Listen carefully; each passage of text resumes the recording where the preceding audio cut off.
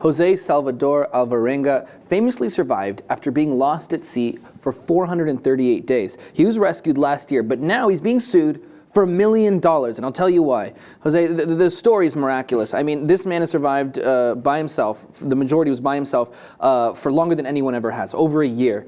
So he set sail off the coast of Mexico.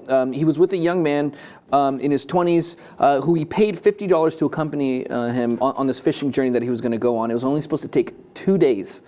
They ended up getting lost. There was a storm. All their radio equipment got washed off board. Their supplies was completely washed off board. They survived by catching birds and drinking their blood and drinking the blood of sea turtles and catching fish and eating the raw meat. I mean, it's miraculous. This guy is actually quite a survivalist himself. Unfortunately, for Ezequiel Cordoba, who's the 22-year-old who accompanied him, he ended up ingesting the meat from a seabird that they had caught, which had a venomous sea snake in its gut. He got very sick. He ended up dying.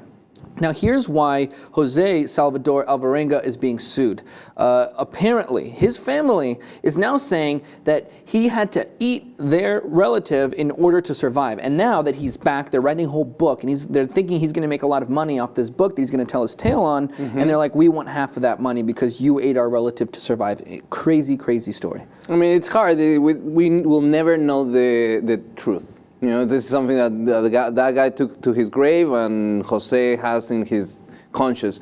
But it is funny that at the moment he signed this deal to make the book and make some profit out of his story, then that was the moment that the family actually started getting in this lawsuit mode. Before that, there was no incident, there was no trouble, and I don't know where they get the suspicion. Although it lends itself to the possibility that in that case of survival, that could be the case. It could be the case, and actually, even if he did, while that's a terrible situation to be in, you can't really blame someone for doing something like that. I think what they're saying is, since you had to eat our relative to survive, we are entitled to 50% of all the shares that you make off this book. Not even a criminal charge.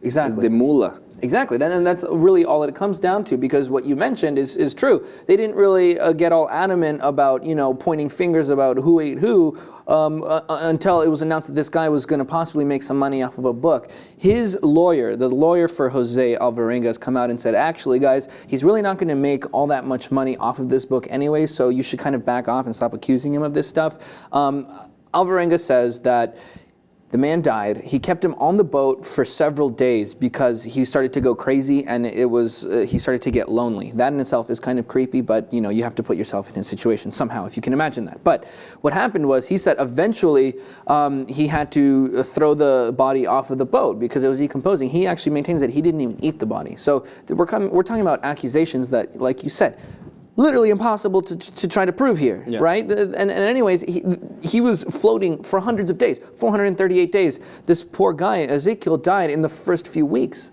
Yeah. So, it's impossible to tell. I mean, well, maybe that's a hint in itself, where if he had enough food. But again, we go into this whole speculation of how did he store the food? How did he, in the case that he did, there's a lot of speculation. He could dry it, salt water.